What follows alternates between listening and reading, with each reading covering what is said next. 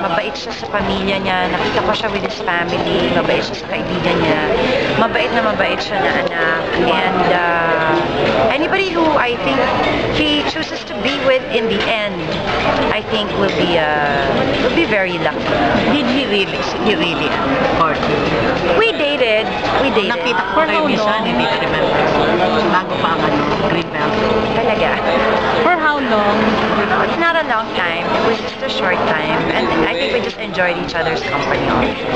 Pero nagkaroon ng relationship Date lang kasi kami eh. Alam mo yan. Kasi sabi ni Marty, nakita niya daw, parang nakahalata siya.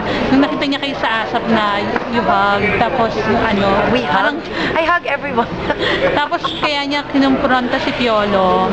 Kinausap niya, nasabi nga niya, kung magkakaroon daw karaon ng uli ng husband, gusto niya somebody like Piolo. Pati yun, i-choose niya for me. Ganun. Hindi naman, kung sakali daw Kung bibigyan meron siyang choice. boto siya kay Piolo, in short. Kasi nga, good guy daw. He is a nice guy. But syempre, Piolo's moved on. I've done, kumbaga we remain friends. I rarely see him. Sometimes we would bump into each other. I still see his family. So, ang beauty naman doon is, in our business kasi, lalo-lalo na pag mabait ka, diba? Lahat nagiging kaibigan mo. And I think that's even more important na madami kang nagiging kaibigan, madami kang nakikilala, madami naman nag-care for you, not necessarily nagmamahal sa'yo. Nagmamahal kasi such a deep word, pero madaming concern for you. Bakit hindi na-develop into something? My God, si Piolo talaga. Hindi kasi marami lang na-curious nung paano Matagal na, sobrang tagal na parang yun. 10 years ago na yan. Oo, magta-10 na yata yan. Sobrang tagal na. So, ano nga nangyari? Bakit hindi na-develop? That time naman, di ba? Wala, I both of mean, you were single. like I said, I think we enjoyed each other's company and he had to concentrate on his career. Siyempre, back then, nag-uumpisa pa lang siya noon, diba? So, importante na, siyempre, bigyan niya ng focus yung career niya. At that time, ilang taon kayo hiwalay? Matagal na. Actually, man, hindi ko na maalala. Hindi yan sa time na nag-antay. Oo. Oo naman. Ngayon, Bakit si Piolo on topic? Kawawa naman si Piolo. what was your last concert with this one? The last one was with Augie. Hey, Kuya Joey! The last one was with Augie sa Crown Plaza. Si Tita Annabelle na nag-produce. Kasama namin si When was this? Ryan. Siguro mga 2 years ago. 2 years ago. Yan yung 3 years. fashion na yata concert, yung may fashion. No. Meron pa pala ako sa Resort World. Pero yung last Valentine ko was with Augie. Miss Pops, wala ba kayong agreement? Mga 2 yata yun, nanay. May tanong ako sa'yo.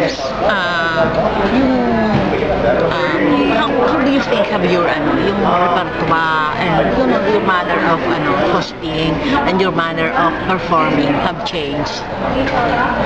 Lalo na ngayon parang reunion yung naman after a while. I haven't performed in a long time, Manay. As a matter of fact, Especially with him. with him and in general, I think by choice, I wanted to concentrate on other stuff.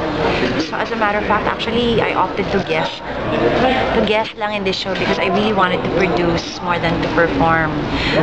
So ako rin medyo na-excite na syempre, ina-anticipate ko rin kung ano yung magiging performance ko. Kasi medyo, compared to everybody na, syempre every Sunday lumalabas sila, kumakanta sila. Ako medyo matagal-tagal Pero ayaw mo na.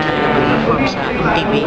I do. Maybe the right project na alam ko na kayang-kaya ko talaga, Manay. And syempre, kumbaga sa nakilala ko sa TV, nakilala ko sa host, I think it would be very nice to go back to if the right project comes. Pero how excited you are po na makatrabaho ulit si Sir Martin after a long time na? It's always very easy kasi to work with Martin. Ilang beses na namin sinasabi, hindi ka-plastikan yun na maski na nag-aaway kami dati at hindi kami magkasundo. Pag nasa stage kami, parang natural lang kasi nga siguro kakilala na namin yung isa't isa. Mas nag-e-enjoy nga kami minsan pag nasa stage kami kasi parang ang dali-dali lang. Lahat ng sasabihin niya kumbaga sa alam ko na yung iniisip niya, alam na rin niya yung iniisip. Sabi niyo po you're getting emotional during the wedding last night po. Oo, kasi Bakit po may ganong factor, ma'am? syempre kasi yung pamangkin niya, nakita ko yun nung kumbaga sa kapapanganak pa lang ng mom niya. So parang ang feeling ko, syempre parang wow, gano'n na pala kabilis ang panahon. May kinasal na dati kasi little girl pa lang yun. Pag iniiwan yun sa bahay namin, pag uwi niya sa mom niya, may makeup na siya at the age of 2, may pilik mata na siya, may lipstick na siya. Ngayon kinasal na siya, di ba nakakasend? Kala po namin naalala niyo yung wedding mo. Hindi, naalala ko yung anak ko. Sabi ko, Diyos ko, sana hindi sumunod ang mga anak ko. Ay, ganun, hindi ka pa ready na maging lola. Hindi pa. Sabi ko sa mga anak ko, How old is Ruby? 26 manay. Ang usapan namin ng mga anak ko, hintayin niyo muna ako, baka may chance pa ako ikasal uli. Tsaka na kayo pwede ikasal. Oh.